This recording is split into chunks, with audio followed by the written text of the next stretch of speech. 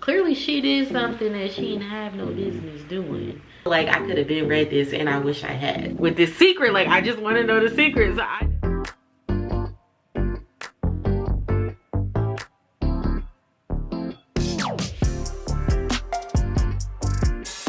What's up, everybody? Welcome back to another vlog. It is a rainy Monday. I actually said when I got up this morning, or yesterday when I got back from church, that I had no intention on doing anything.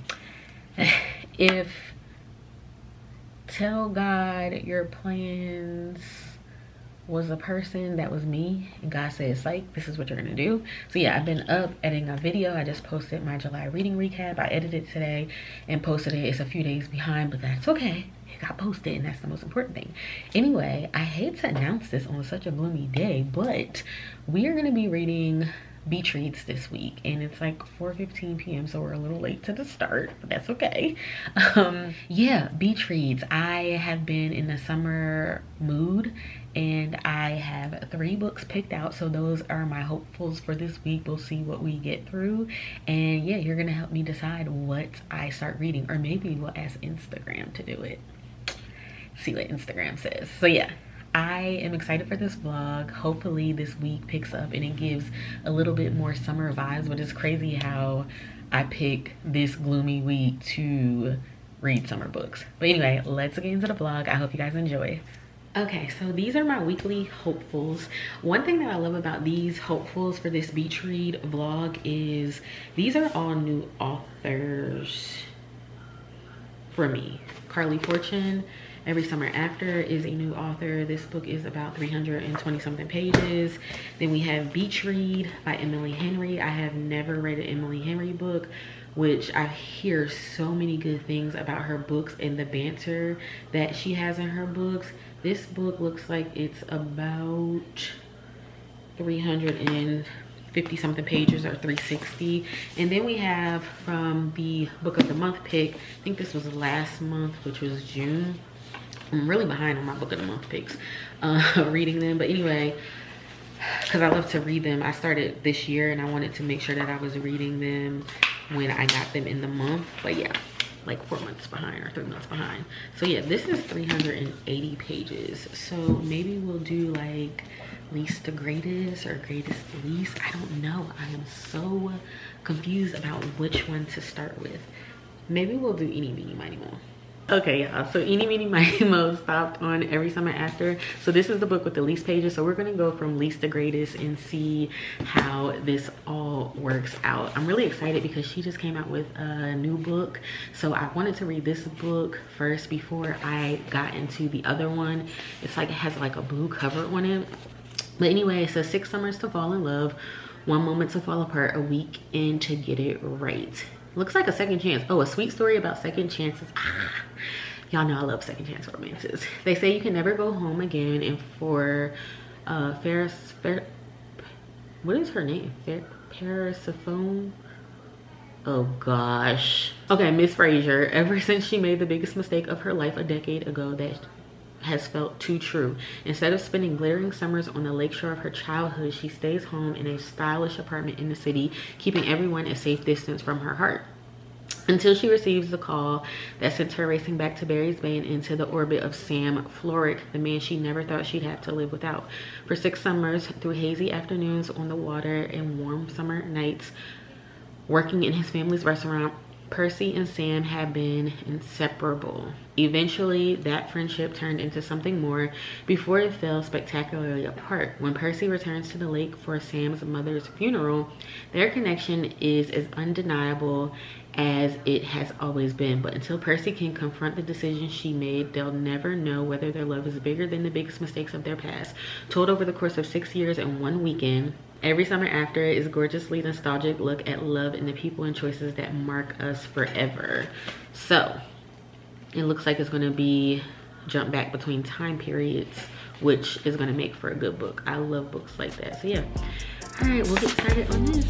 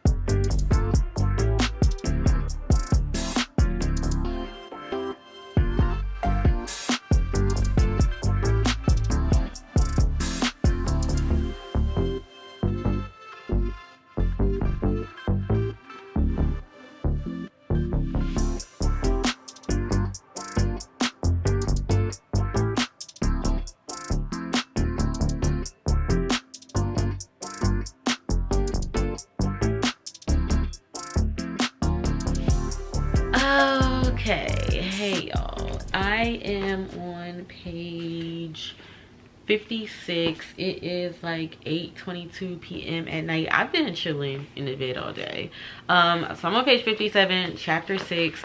So far, I'm really truly invested in this story. Before I get into that, I was just reminded that I got this book from the Fallen Acorn bookshop in Williamsburg, Virginia. It's a really cute store, and I saw this bookmark that I got from them in this book, and you know, it was just reminded that I got this book from there. Yeah, it took me back to my family's book club retreat that we did there. So yeah, just a little reminder that I was there. But anyway, I'm loving this book so far. I went on Goodreads and saw that it might be like a cheating trope in here, so I'm thinking maybe I'm gonna find out that the main character, Sam, is maybe has a girlfriend or a fiance or something that we don't know about, but it hasn't been discovered yet. So I don't know, because it's pretty evident that the girl, what is this child's name? Oh my gosh, Percy. Percy, that Percy is not the one that's in the relationship, so I'm thinking that it's him. So the only thing that I don't like about the book is it's told in first person, so it's only told from Percy's perspective. But I do love how it goes back in between the summers that they spent together. So I'm at like 16 years ago right now, and then it goes back into present day, so it lines up with like what's happening in, you know, in their life now, and then it goes back to when they were kids, and telling the story of like how they all, you know, met and what they did over the summer and stuff like that. So yeah, my battery's about to die, so I just wanted to give you that quick update. Yeah, I wish it was dual point of view, but that's okay.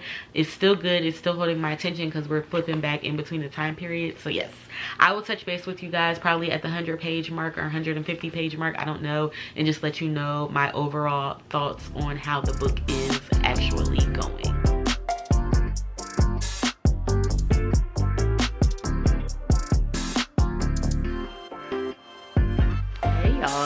I have not updated the vlog. I am on page 124, and I'm absolutely loving this book. Like, I love the back and forth between, so you guys know I told you before in another vlog or video or whatever that I am having a hard time, or I haven't read a lot of young adult this year because I haven't been in the mood. But what I realized is some of these books that talk about the present and then the past, they're young adult, and a lot of the books, like the chapters are long in this, and it's from when they were teenagers, so that's like giving young adult, even though it picks up into the now as they're 30-year-olds, but still, like, I'm getting a young adult vibe. And I had another book that I read that was like that too, where it went into like when they were teenagers and how they developed this love, etc., etc. And I'm like, that's kind of young adult. It may not be listed as young adult, but when you're getting a whole background in a span of years, you know, they're talking about 15 years ago, 14 years ago. Every other chapter is, you know, bringing it back, you know, reducing the amount of years. And so it's like, if I'm seeing them as teenagers, I'm seeing them fall in love as teenagers, it's obviously giving young adult. So yeah, we're gonna go with that. I had been reading young adult this year, but anyway, I'm loving it so far. We just got introduced to somebody that is kind of turned a curveball into Percy's life right now, because she's back at whatever this bay is called. I forget what the bay is called. Barry's Bay. So she's back in Barry's Bay right now, and she just got introduced to somebody that's kind of throwing a curveball into her, and I don't want to call it plans, but just how she thought things were gonna go when she saw Sam again for the first time after 12 years. So yeah, I'm really excited to continue down this road with this book. I think a book is so interesting, again, like I said, when you go through little time periods and you see how they've grown up until now. I'm really curious to know what this girl did to have them break up, because normally it's like, I feel like when you're reading a book, sometimes it's always a man that's doing something, but clearly she did something that she didn't have no business doing. And I don't know. And I read a review where they said like this is like a bootleg Love in Other Words by Christina Lauren, and I'm like, I'm not getting that vibe, because Love in Other Words, that was just kind of like poetic and more, I don't know. I'll finish the book and then I'll give my little opinion on that. But anyway, yeah, I just wanted to update you guys. I'm getting ready to go to bed because I'm tired. Your girl is tired as heck, okay? So yeah, just wanted to give you an update. I'm loving it so far. I cannot wait to continue on. I'm obviously reading extremely slow because tomorrow's gonna be Thursday and I have only been reading this book. So yeah, this vlog might just be this book. I don't know, we'll see. But I'll touch base with you guys tomorrow. Hey y'all. Okay, so I am on page 187, chapter 12 of Every Summer After. I am totally enjoying this book, like hands down enjoying it. I would stay up all night and finish it, but I just cannot afford to do that right now. I am at a place where I really wish I can get Sam's perspective, because it's told, I told you guys it's told at one point of view. I really want to get Sam's perspective and how he's feeling about everything. So also, the person who said that this is a cheating trope in it kind of lied a little bit. No, I'm not. No, I don't know if they didn't finish it, or maybe I didn't get far enough to see that the cheating, there is a, I don't know, but they lied. So don't believe that there is a cheating trope in it, because it's not. Yes, but I really wish I could get Sam's perspective, because I adore him right now. I adore him. He's such like just a lovable character. Even, I don't know, so the female main character, she has a secret, and I haven't gotten to the secret yet, and I'm really interested in what her secret is, and how she betrayed Sam, because that's what it's being called, betrayal. So I'm curious to know that. I can't wait to get to that part and see how they kind of work through that. But yes, so far I really love this book. Like, this is, and I hate when I have books on my TBR and I just put it off and I put it off and I put it off, and I'm like, no, I'll read this later, I'll read this later. Granted, I only had this book since June, but it's still like I could have been read this, and I wish I had. Like, I'm obsessed with their romance. Like, I'm kicking my feet, I'm squealing, I'm doing all the things. So like, I'm literally obsessed with them, and I can't wait to see how their story ends. It's definitely making me want to go pick up One Golden Summer right after this, like, for sure. She's Carley Fortune is a really good writer, and how she has written this romance. So yeah, I am a fan, okay, a huge fan, and I am excited to finish this. So I will touch base with you guys tomorrow and let you know my thoughts on the book. We will finish this tomorrow and start something else. I'll let you guys know my thoughts. And yeah, if you have not read this yet, I highly suggest it, and I have not even finished it yet. Oh my gosh, y'all. So I don't know if y'all are like me. I just made a joke about it on my shorts on my YouTube channel about like skimming the book while you're in the middle of reading it to the middle parts and the ending parts, because you're like so consumed and you want to know what's happening. Y'all, I just did that, and I did not see, because I'm like, okay, I'm getting sick and tired of like with this secret. Like, I just want to know the secret. So I just skimmed, because I knew they were about to share it in the next part. Because it says in chapter 15, the ending says, but I barely hear what he says, because at the same time, the words I should have said 12 years ago bubble up at my throat and out of my mouth. So I knew after they get to like 16, they're going back into time, I guess, to tell what happened. And then so I went to chapter 17 to see what she told him. Y'all, I didn't see that coming. Like, your girl, what? I did not see that coming. Oh my gosh. Okay, yeah, I'm gonna go finish this and I'll be back when I'm done. Hey y'all, it's your girl. Okay, so I am back. I finished the book. Absolutely 100% love this book so much. I highly recommend it. Y'all, it is future me editing this video and I'm like, what the heck was I even talking about? What was I on? What I was trying to say was I loved the fact that the book was dual time periods. What I wish I could have changed was it being not just told from one person's point of view, but dual point of view. That's what I was trying to say. What transpired in this, I don't know. Charge it to whatever was going on. Maybe it was late at night. Your girl was tired. I don't know. But I confused the heck out of myself. Like, I'm replaying this back and back and back. And I'm like, what are you even talking about right now? What are you even talking about? That's what I was trying to say. I love the fact that it was dual time periods. I wish it was told in dual point of view because I really, really wanted to hear Sam's perspective. So yeah, that's what I was trying to say, y'all. So yeah, I kind of wish that I was able to get Sam's feelings, but they talked enough to him and he shared enough to where you got the gist of how he was feeling and all the things.